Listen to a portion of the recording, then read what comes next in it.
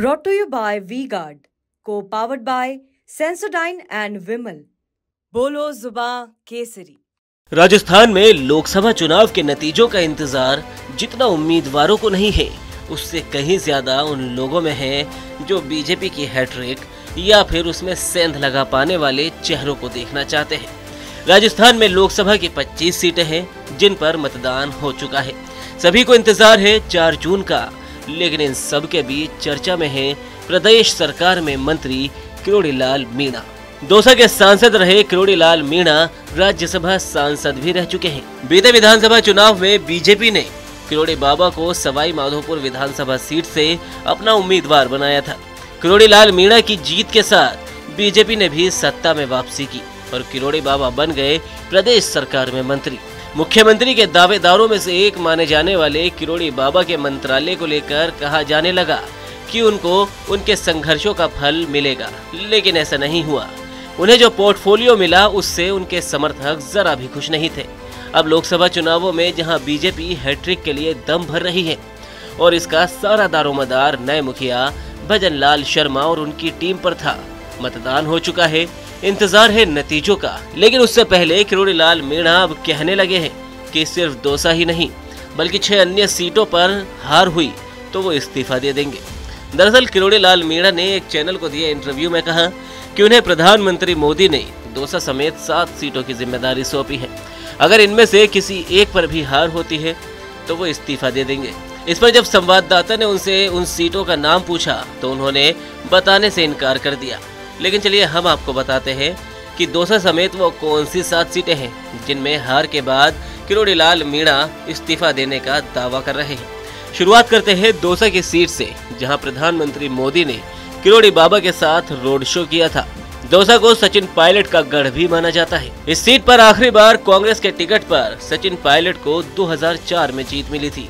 इसके बाद से इस सीट पर बीजेपी या फिर निर्दलीय के तौर पर किरोड़ी लाल मीणा यहां से चुनाव जीत रहे हैं। इस बार यहां से कांग्रेस ने मुरारी लाल मीणा तो वहीं बीजेपी ने मौजूदा सांसद जसकौर मीणा का टिकट काटते हुए कन्हैया लाल मीणा को मैदान में उतारा है। अब क्योंकि किरोड़ी लाल मीणा यहां से सांसद रह चुके हैं और दौसा में मीणा गुर्जर वोट बैंक पर उनकी पकड़ मानी जाती है, कहा जा रहा है कि इसीलिए प्रधानमंत्री ने कन्हैया लाल की जीत का दारोमदार उन पर छोड़ा है। दौसा के बाद आती है सीट जयपुर ग्रामीण, जहां से बीजेपी ने राव राजेंद्र सिंह को तो वहीं कांग्रेस ने अनिल चोपड़ा को टिकट दिया है।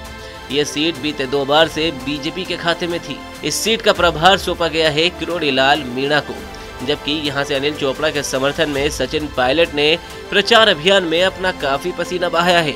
तो इस सीट पर भी भाजपा और कांग्रेस के बीच सीधा मुकाबला माना जा रहा है। इसके बाद बात करते हैं भरतपुर लोकसभा सीट की, जहां बीजेपी ने दांव आजमाया है राम स्वरूप कोहली पर, तो उधर कांग्रेस ने युवा महिला चेहरे के रूप में संजना जाटव पर दांव खेला है।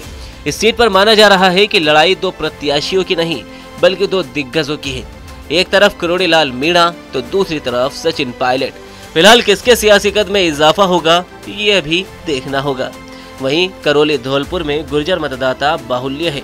यहाँ बीजेपी की इंदु जाटव का मुकाबला कांग्रेस के भजन लाल जाटव से है। कहा जा रहा है कि इस सीट पर भी कांग्रेस भाजपा को टक्कर देती हुई नजर आ रही है। हालांकि इस सीट के परिणाम से भी किरोड़ी बाबा की साख जुड़ी हुई है। अब बात करते हैं टोंक सवाई माधोपुर की, जहां सचिन पायलट और किरोड़ी लाल मीणा का सीधा मुकाबला माना जा रहा है, क्योंकि इसे दोनों का ही गढ़ माना जाता है।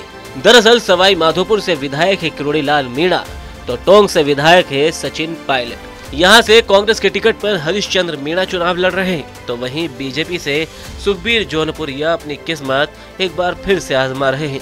लेकिन यहाँ किरोड़ी बाबा का सीधा मुकाबला सचिन पायलट से है। अलवर की अगर बात करें तो अलवर में यादव बनाम यादव की लड़ाई है, जिसमें किरोड़ी के लिए चुनौती ये है कि उन्हें बीजेपी उम्मीदवार भूपेंद्र यादव को जिताना है, जबकि कांग्रेस के ललित यादव भी बीजेपी को कड़ी टक्कर दे रहे हैं। तो आपको क्या लगता है कि लोकसभा चुनाव के नतीजों के बाद क्या किरोड़ी लाल मीणा इस्तीफा देंगे या फिर इन सभी सीटों पर जीत हासिल होने के बाद किरोड़ी लाल मीणा के सियासी कद में और इजाफा हो जाएगा? आप अपनी राय हमें कमेंट सेक्शन में जरूर बताएं। वीडियो को लाइक करें, शेयर करें और राजस्थान से जुड़ी हर सियासी खबर के लिए TV9 राजस्थान को सब्सक्राइब करें। Brought to you by V-Guard, co-powered by Sensodyne and Vimal. बोलो जुबां केसरी।